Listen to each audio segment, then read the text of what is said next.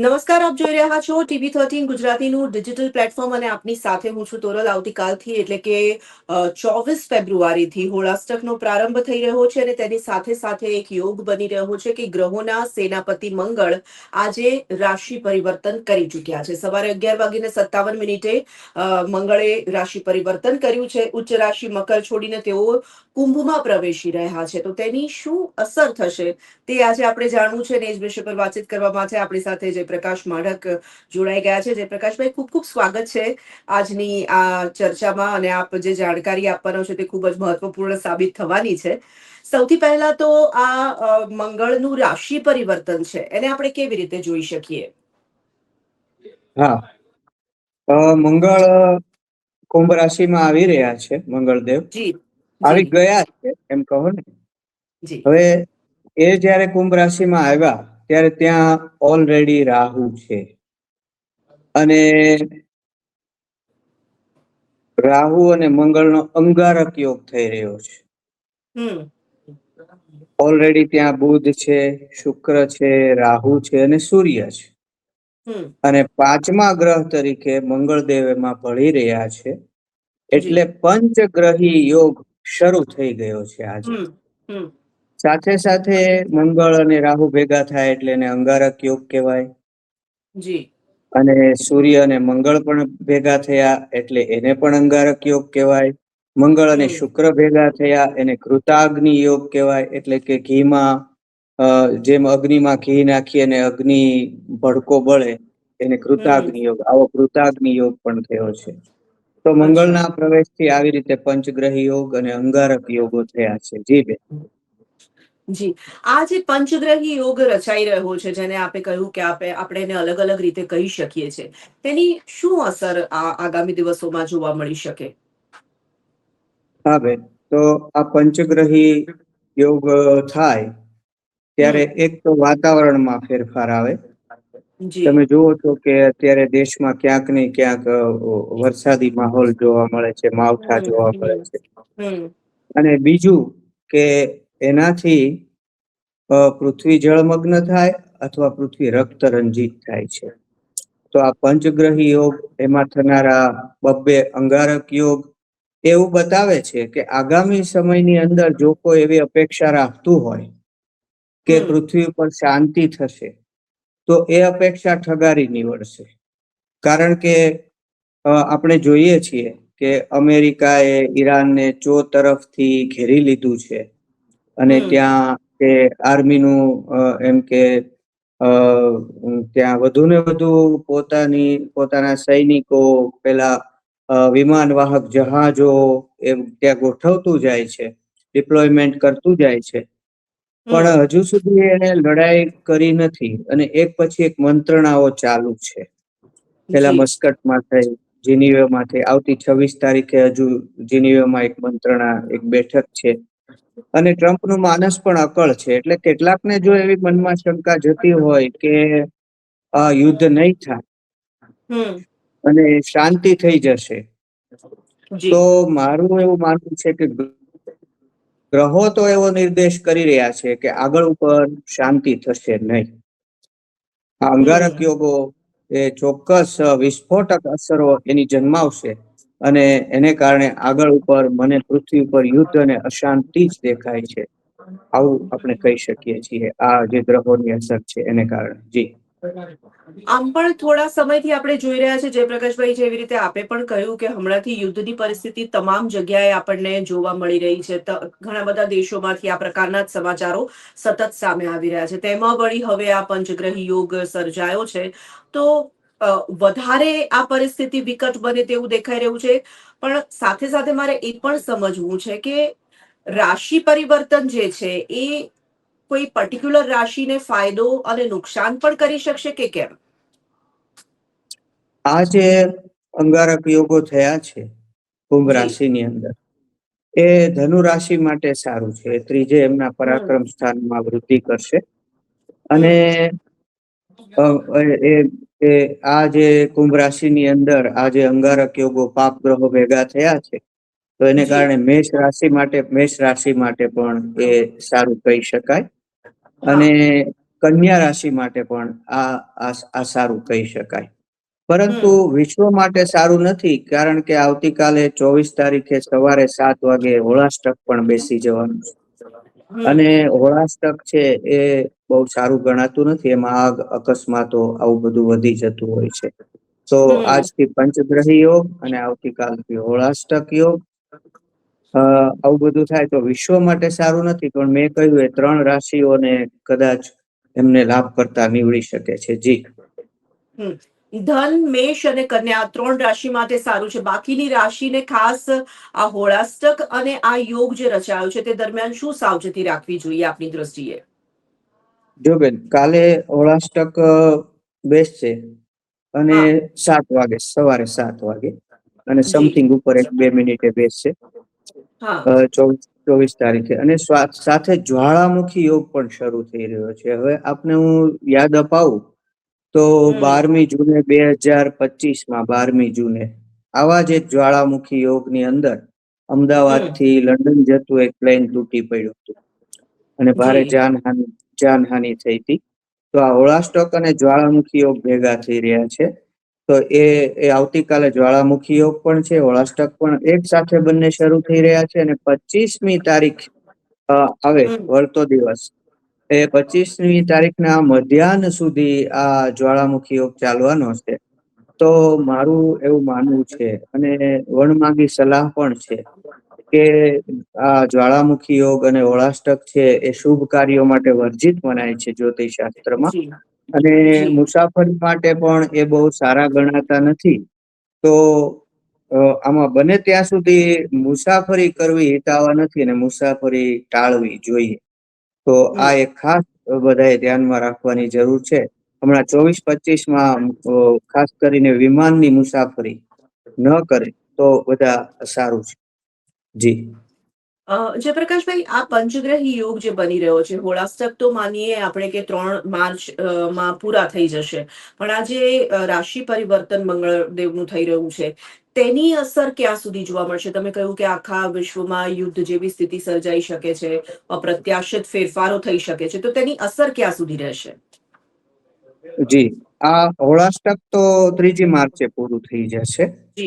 અને આ જે પંચગ્રહી યોગ છે એની અસર લાંબો સમય રહેશે. હું માનું છું કે હજી તો એ પંચગ્રહી યોગ પૂરો થાય તો 4 ગ્રહી, તો એક ગ્રહ નીકળી જાય તો 4 ગ્રહો સાથે રહેશે. એમાં પણ અંગારક યોગ છે. તો હું એમ માનું છું કે માર્ચ ના મધ્ય સુધી અથવા એપ્રિલના મધ્ય સુધી આ અંગારક યોગોની અસર રહેવાની છે. એમાં 27 તારીખે સૂર્ય રાહુની યુતિ થશે, આવતી 27 તારીખ.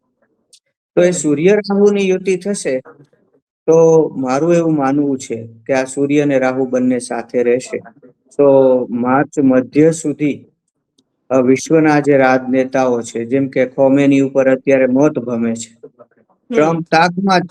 ટ્રમ્પ એવી તાકમાં છે કે રિજીમ ચેન્જ કરી નાખવું તો મારે લડાઈ ન લડવી પડે અને ટ્રમ્પને, ખોમેનીને ઉથલાવી નાખવો, ત્યાં સુધીનું એને ખુન્નસ છે કે ખોમેની અને એના પુત્રને હણી નાખવા.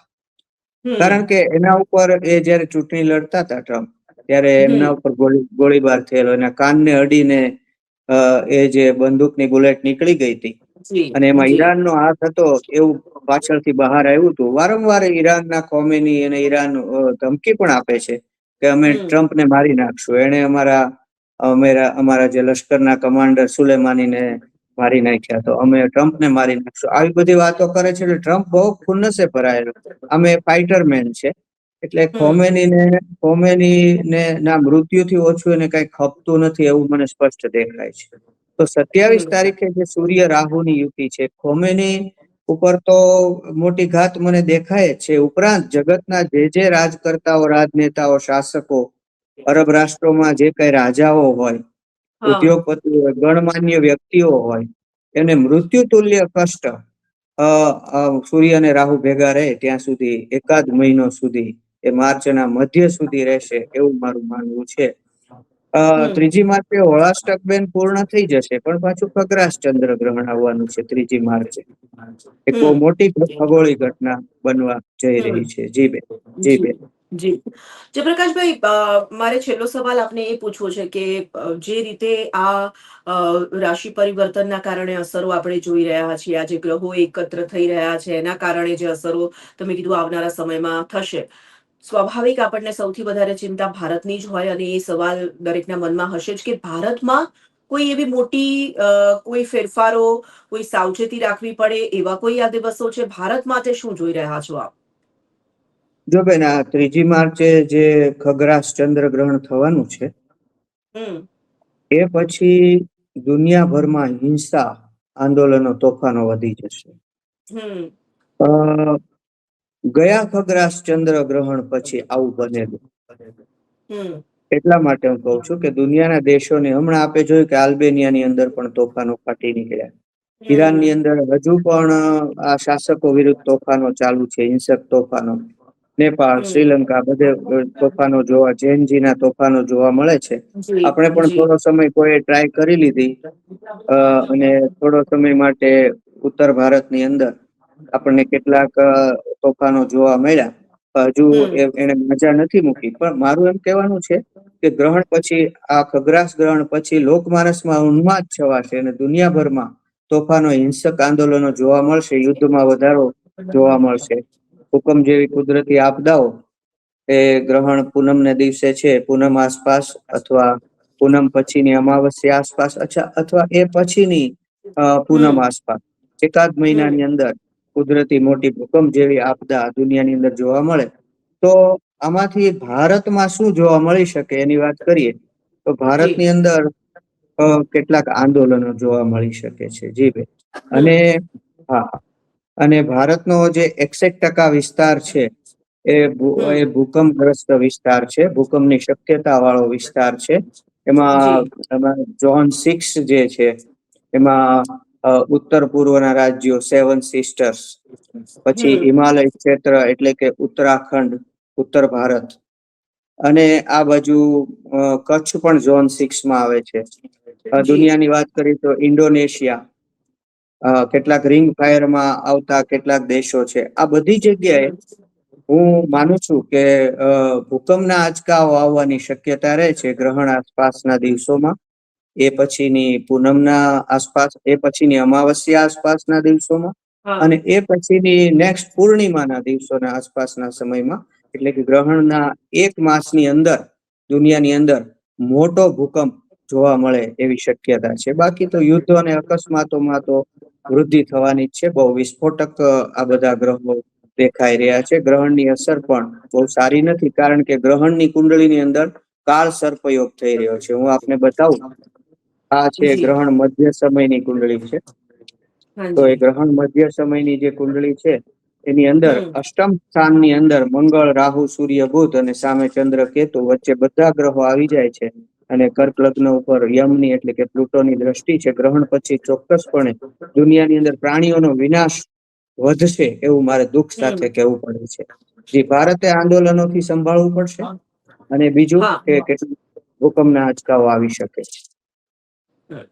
જયપ્રકાશભાઈ, આ પંચગ્રહી યોગ તમે કહ્યું કે ધન, કન્યા અને મેષ રાશિ માટે થોડો ફળદાયી સાબિત થઈ શકે છે.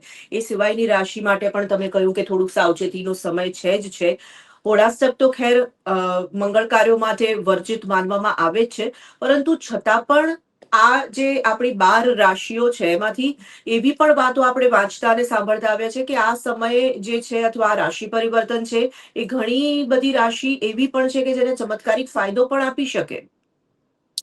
હા, એ સોશિયલ મીડિયામાં તમે જુઓ ને તો એવું આવે કે જી. આ રાશિ કરોડપતિ બની જશે, અને આ આટલા દિવસોની અંદર આ રાશિ છે ખૂબ ધનવાન બની જશે. તો એવું બધું કઈ હોતું નથી બેન. એટલે જી. જ્યોતિષ કોઈ અંધશ્રદ્ધા નથી. પણ આપણે એટલું કહી શકીએ કે આ રાશિઓને ફાયદો થશે. આ રાશિઓએ સાવધ રહેવા જેવો સમય છે. અંગારક યોગો થાય તો સાવધ રહેવા જેવો સમય કોને છે એ જરા હું તમને કહી દઉં વધારે હા. પ્રમાણમાં. તો કુંભ હા. રાશિની અંદર થાય છે તો વૃશ્ચિક રાશિ એ થોડો સાવધ રહેવા જેવો સમય છે, કારણ કે એને અંગારક યોગો અને પંચગ્રહી યોગ ચોથા સ્થાનમાં થશે. હૃદયનું અને માતાનું સ્થાન છે, સ્થાવર મિલકતનું સ્થાન છે. તો સ્થાવર મિલકતમાં વિવાદો થઈ શકે, બ્લડ પ્રેશરમાં અનિયમિતતાઓ આવી શકે, માપતું રહેવું જોઈએ, માતાને કષ્ટ થઈ શકે છે. ચોથા સ્થાનની અંદર આ ગ્રહણ એમને થવાનું છે. પછી આ જે ગ્રહણ છે એ અષ્ટમ સ્થાનમાં થશે કર્ક રાશિને, તો એમને પગમાં પડવું વાગવું એ ધ્યાન રાખવું પડશે. અને અર્શ મસા વગેરેના પ્રોબ્લેમ થઈ શકે છે, આદિવ્યાધિ આવી શકે છે, વ્હીલ વારસાના પ્રોબ્લેમ થઈ શકે છે. ગ્રહણ પછી એકાદ મહિનો એની અસર એમને જોવા મળે. અને રાહુ છે મોટે ભાગે ભ્રમ ઉભા કરે છે, એટલે ભ્રમ ઉભા કરે એટલે એને બહુ મુશ્કેલીમાં આવી ગયા હોય, ઉપાધિમાં આવી ગયા એવું લાગે, પણ થોડી ધીરજ રાખે તો ગ્રહણની અસર ધીમે ધીમે નિર્મૂળ થઈ જતી હોય છે. ત્યાર પછી 12મા સ્થાનમાં મીન રાશિને આ ગ્રહણ થશે.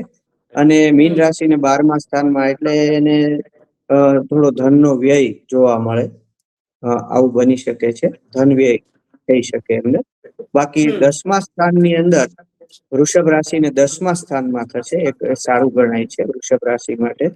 કેમ કે જો રાહુ 10મો તો શું કરે વેરી વસમો, તો એનું ગ્રહણ 10મા સ્થાનમાં સારું છે. જો કે માતા પિતાની તબિયત એમને સંભાળવી પડે. બેન, હજારો રાશિઓ, હજારો નામો હોય છે એક રાશિની અંદર, હજારો લોકો હોય છે. એટલે આ જનરલ પ્રિડિક્શન સમજવું એક મોટા પ્રમાણમાં. બાકી એમની કુંડળીની અંદર જો સૂર્ય ચંદ્ર નિબળા હોય અને ચંદ્ર ગ્રહણ કે સૂર્ય ગ્રહણ આવે તો એમને વિશેષ અસર થતી હોય છે. અને મેં આપને કહ્યું એમ 27/2/26 સૂર્ય રાહુ યુતિ થશે. તો જેમની કુંડળીમાં સૂર્ય નબળો હશે એમને આરોગ્યના પ્રશ્નો આ સૂર્ય રાહુ યુતિ એટલે 27/2 આસપાસ થઈ શકે છે. સૂર્ય ચક્ષુ, અસ્થિ અને હૃદયનો કારક છે, તો એમણે સંભાળવું જોઈએ. 13/3/26 મંગળ રાહુની યુતિ થશે, એટલે કે એકદમ એ નજીક આવી જશે. હા, એ કહેતા હું ભૂલી ગયો કે આજે શનિ અને નેપચ્યુન એટલે કે વરુણદેવ બંને એકદમ ગાઢ રીતે નજીક આવી ગયા. બંનેના અંશો એકદમ એક જ અંશ છે. તો શનિ એટલે યમ કહેવાય છે, યમના ભાઈ છે. અને નેપચ્યુન એટલે વરુણ, તો વરુણ એટલે સમુદ્ર, પાણી, જળના દેવતા છે. અને ત્યાં શનિ એટલે યમના ભાઈનો વાસ છે. એટલે હવે પછીના બેન યુદ્ધો છે ને એ હું માનું છું સમુદ્રની અંદર, મોટે પાયે સમુદ્રની છાતી ઉપર લડાશે.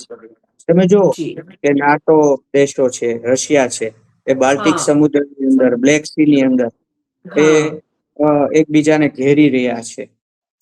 ચીને તાઇવાનને સમુદ્રમાં ઘેરી લીધું છે. અત્યારે જુઓ તો અમેરિકા એ ઈરાનને ઘેરી લીધું છે. તો આવું બધું સમુદ્રની અંદર એક્ટિવિટી વધી ગઈ છે, બ્લુ ઝોન જેને કહેવાય. તો પહેલું વિશ્વયુદ્ધ પાયદળ દ્વારા જમીન ઉપર લડાયું, બીજું વિશ્વયુદ્ધ છે આકાશ વિમાનો દ્વારા આકાશમાં લડાયું, અને આ ત્રીજું વિશ્વયુદ્ધ કે જે હાલ જેને હું મહાયુદ્ધ જેને ઘણા કહે છે, હું એને વિશ્વયુદ્ધ જ કહું છું. કેમ કે એમાં હવે લાંબો સમય કોઈ ફર્ક રાખી શકવાના નથી. એ વિશ્વયુદ્ધ પ્રૂવ થઈને રહેવાનું છે.